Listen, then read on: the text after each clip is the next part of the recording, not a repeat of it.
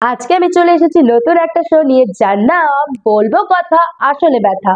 And আমাদের আজকের guest mister pen. নমস্কার, আমি পেন। বাংলায় কি বলে জানেন তো? আরে মলম না, মলম না, কলম। এই দাঁড়ান দাঁড়ান, হাসবেন না, আগে আমার ইতিহাসটা একটু ঘেটে আসুন। জানেন আমার পূর্বপুরুষেরা কত ঐতিহ্যবাহী ছিল? সোনা, রূপো, হিরে কি দিয়ে তাদের বানানো হতো না? কার বুক পকেটে কত দামি পেন, তা দিয়ে তার স্ট্যাটাস মেনটেন হতো। তারপর বাজার ছেয়ে গেল ডট পেনে। মানছি তখন আমাদের অত বাজার দর ছিল না, কিন্তু সব মানুষের হাতে শুধু আমরাই। তবে জবের থেকে বাজারে স্মার্টফোন এলো, ইন্টারনেট খুব সহজলভ্য হলো, দিন দিন আমাদের ব্যবহার কমে যেতে থাকলো। আজ স্যার ম্যাডামরা ফোনে নোট পাঠালে ফোনের নোট ফোনেই থেকে যায়, ছেলেমেয়েরা খাতায় টোকে না। লেখকেরাও নাকি আজকাল গল্প কবিতা ল্যাপটপে লেখে, খাতা কলমের নাকি প্রয়োজনই হয় না। রবীন্দ্রনাথ যদি ল্যাপটপে লিখতেন, বাংলা সাহিত্যে যে কি অবস্থা হতো। কিন্তু এভাবে চলতে থাকলে তো খুব শিগগিরই আমরা লুপ্ত হয়ে যাব। হয়তো একদিন বিজ্ঞান এত উন্নত হবে, কোনো কিছু লেখারই প্রয়োজন হবে না, মাথাতেই সব পরপর সাজানো থাকবে। ব্যাস, এতটাই।